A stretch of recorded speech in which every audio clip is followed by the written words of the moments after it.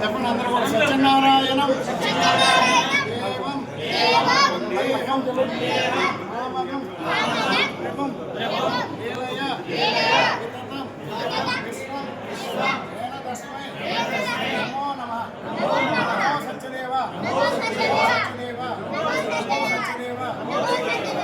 స్వామి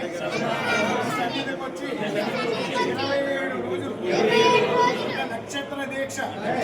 స్వీకరించాము కాబట్టి మా కుటుంబానికి ఆయువు ఆరోగ్యము ఐశ్వర్యము